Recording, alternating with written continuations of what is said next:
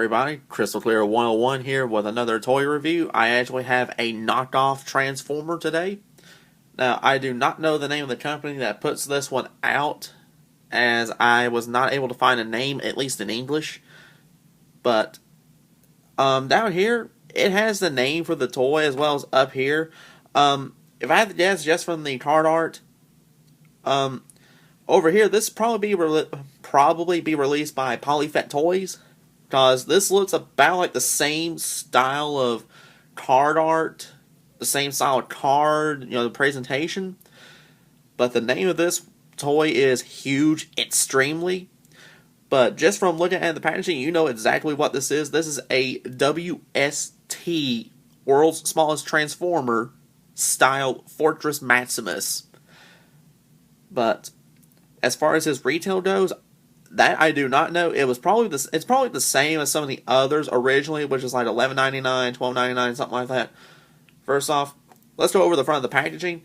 Now, the model that they use up here, I ain't 100% positive, but I want to think this is like the Fortress Maximus repaint for Robots in Disguise. Bravest Maximus, I think he was called. And the only reason I even say that is some of the other pictures that they do show, like especially down here and here. And if you look right here, it does show the Robots in Disguise Ultra Magnus right there, as well as right beside him it shows a Robots in Disguise Optimus Prime. Now let's look on the back of his packaging. Now, just from a few more pictures, it does look like this is supposed, as far as the reference pictures, looks like it's supposed to be Bravest Maximus from Robots in Disguise, but as you saw from the color of the toy itself, it's Generation 1 Fortress Maximus. But it just shows the robot mode, couple of the different modes that this can do, considering the original was a triple changer. But as you can see, the bottom is completely in Chinese. Alright, and in case you're curious, this particular one stands at 5.5 inches tall. But as far as the plastic quality on this one goes, now consider how impressed I was with the bootleg version of the Vehicle Voltron. Is this one any decent? Well, let's go ahead and bust them open. And now that we have him out, let's go ahead and take a better look at this figure. First off, let me go ahead and give a 360 degree of this guy.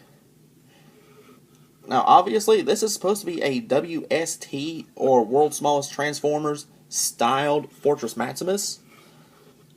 Now, I have some pros, I do have a few cons about this figure. Let me go ahead and get my pros out of the way first. Number one, even though he's only about 5.5 to 6 inches tall, he looks flat out amazing. I mean, he looks like a scaled down version of Fortress Maximus. And the original Fortress Maximus is about a good 24 inches tall. So he's, a quarter of that size. Number two, he still has the same articulation as the full size one, only done in a 6-inch scale. So you can still flip out, these little cannons right down here. He still has all the various, little features, minus a few things, obviously, like the working elevator. Another thing I do like is the fact that he is technically a headmaster. This is technically a headmaster. I mean, when you remove his head right here, I don't know how well you can see, but there's actually a separate head right there. Hold on, let me get that out. Alright, here he is. And it's a very tiny little Cerebros. It's a very small Cerebros. So even though this does not transform at all, the fact that that is included, for me, is still sweet. That's still icing on the cake. Another thing I do like is the fact that he is still a triple changer. He still does the battle stage, and he does do city mode. So the fact he can still do that in this scale is still pretty sweet.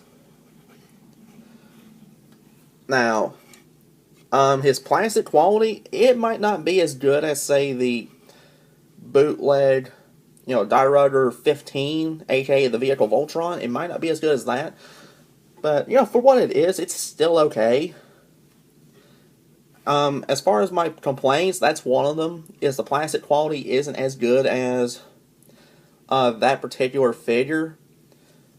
I mean, when I took mine out, I think it was this lid right here was already loose before I even took him out. Another thing is, it's easy to pop parts off of this. I mean, I have these back plates right here, just pop off for no reason. This one's a minor one. I'm pretty sure some of you would agree with this. Is that if you notice, he does have peg holes in his hands. You can rotate the wrist. But, I mean, he doesn't come with a rifle. He doesn't even come with a sword. I mean, if he would have came with at least one of those two, I don't care which one, then this would have made him excellent for me. But who knows, maybe someone can do a, like a third party to a third party weapon set for this. But, I mean, those are really my only real complaints. I mean, he does have various features like the original wood. This opens. This right here would open. I don't have any fingernails, so I can't get in there, but there's like a little bitty cockpit in there. As far as the tower is concerned, as you can see right here, it don't even have the canopy to the cockpit right there. But, I mean, aside from that, this is still an excellent representation of Generation 1 Fortress Maximus. He still has the same articulation and all that. Now, as far as his transformation, let's go ahead and begin with the Battle Station mode.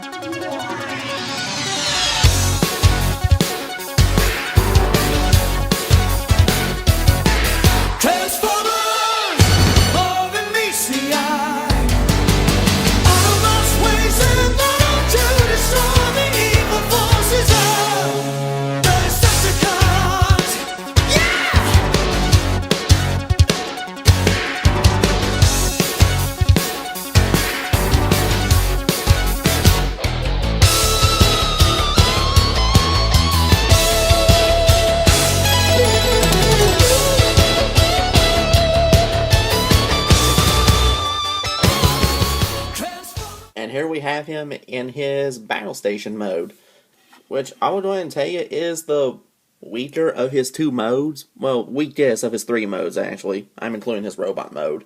But this is without question his weakest mode here. As you can see, he's essentially just laying down on his back.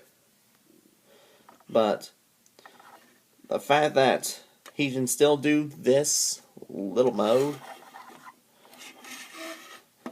as you can see, he has a couple more doors that open. There's one on either side.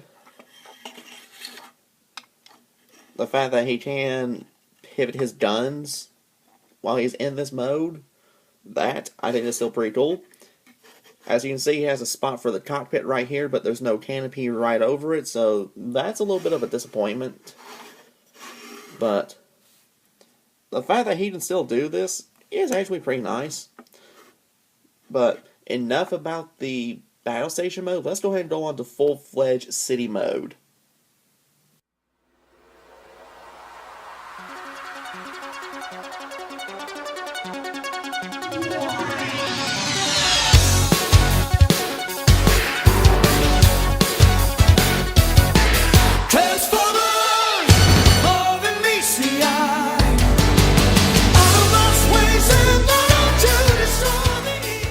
And here is city mode. And all I gotta say is, this is where it's at. Is this city mode right here. This looks sweet right here. Now, this is unquestionably the smallest of his three alternate modes. But the fact you can still do city mode with this particular figure is still nice. As you can see, there's a little ramp up right up in here. The fact you also have a grand total, if you include this right here, 4 miniature little ramps. That I think is still pretty nice. If I have any complaints about his two alternate modes, the battle station and the city mode. The only true complaint I honestly do have is when you decide to go from those two to his robot mode, trying to disconnect this right here is a royal pain, as that is a very, very tight fit. And as tight as it is, I'm afraid I'm going to break that little peg off in there. But aside from that, this particular mode, to see this right here is excellent. But overall, so far for the two modes, this is the best of the two alternate modes, and for me, I really like this. I personally do.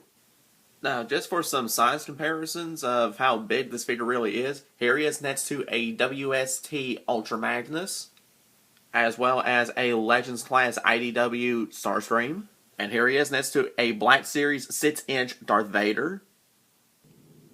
Aside from the two removable heads, this figure features no additional weapons or accessories. However, articulation for the WST Fortress Maximus consists of swivel shoulders, hinge elbows, swivel wrists, swivel hinge hips, hinge knees, and hinge ankles. So overall, what is my personal verdict on this WST Fortress Maximus? Here's my verdict. If you're looking for a decent display piece to go along with your Transformer collection, or more specifically with a WST Transformer collection, then this fellow's going to fit that notch very, very well. Not only does this look like Fortress Maximus, but overall he is very eye-catching. He is very striking looking. But if you're looking as far as like a play piece goes, in that case I would steer far away from this, as the plastic quality on him really is not the best. I mean, I do have parts fall off, and on top of that, even before taking this out of the packaging, I already had his hips were already loose before I even took them out. But if you're looking for a WST style Fortress Maximus for your collection, or if you're just wanting a Fortress Maximus, period, for your collection, then this is actually a great way to go without having to shell out, bare bones minimum $250, $300 for a reissue. But aside from that, he's still a triple changer. On top of that, you can still remove his head. He still comes with a very tiny little Cerebros.